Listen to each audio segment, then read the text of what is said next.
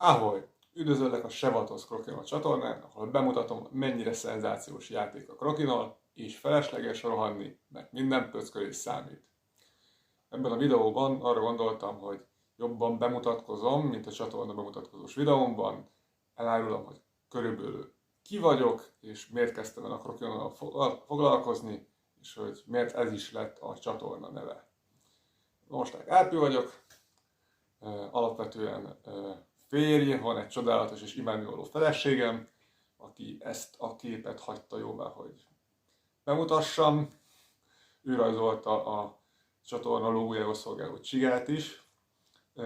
Alapvetően én egy kapus vagyok, bő 3 éve jégkoron kapus, azt megelőző 30 évben pedig kispályás focikapus, és mellékesen jelenleg szoftverfejlesztőként dolgozom. Hogy miért Sevatos Krokinol a csatorna neve? A névválasztás adott volt, ugyanis a Sevatos az én úgymond választott fantázia nevem.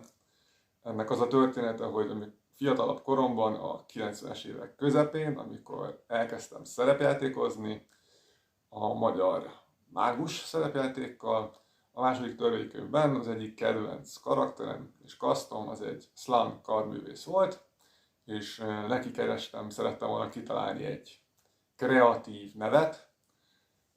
Ez abban merült ki, hogy nem gondoltam, hogy én ki fogok találni bármi jót magamtól, és pont abban az időben az igazán első fantasy könyv vagy novella, amit olvastam, az Robert E. Howard-tól a Conan the Barbár egyik novellás kötete volt, és annak az egyik novellájának az egyik szereplője, aki jobb sorsa volt érdemes, az egy tolvaj volt, akit úgy hívtak, hogy Sevatos.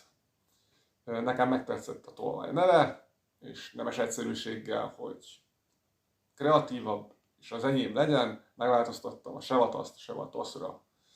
Úgyhogy a tolvaj elorozott nevével kezdte meg a kalandját az én kardművész karakterem, és annyira szerettem, és ez annyira megtetszett, hogy onnantól kezdve Sevatos volt mindig is az azonosítom és a fantázia nevem az elmúlt jó sok évben. A Krokinollal kapcsolatosan pedig, hogy hogyan kerültem én közelebbi kapcsolatba és egyre mélyebbre és mélyebbre a Krokinol játékban.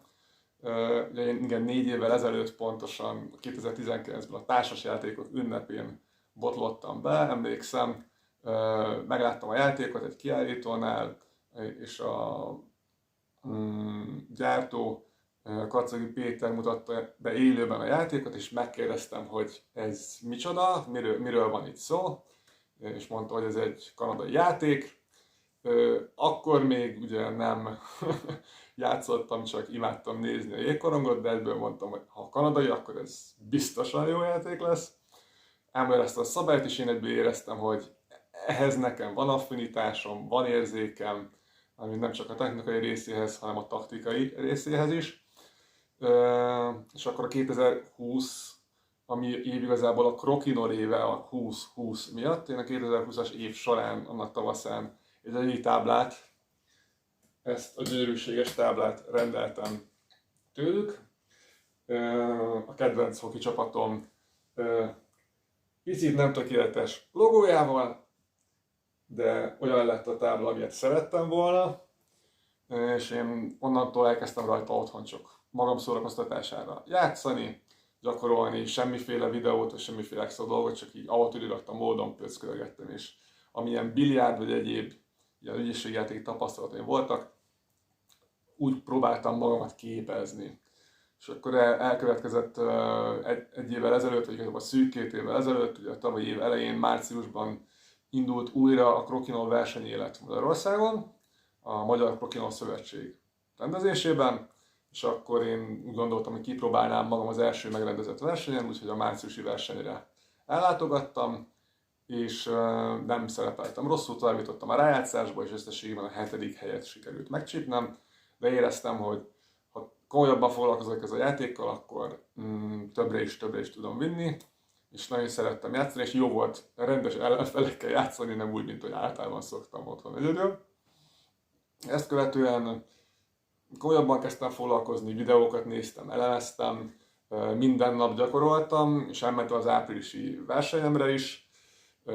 Arra amúgy rangos magyar játékosok is újra elkezdtek járni, és negyedik helyet Final Four-os eredményt sikerült elérnem, az azt követő májusi versenyen is, és onnantól kezdve nem volt megállás. Szerencsére mondhatni egyre jobb és jobb eredményeket értem el a tavalyi év során, és azt követően az idei évben pedig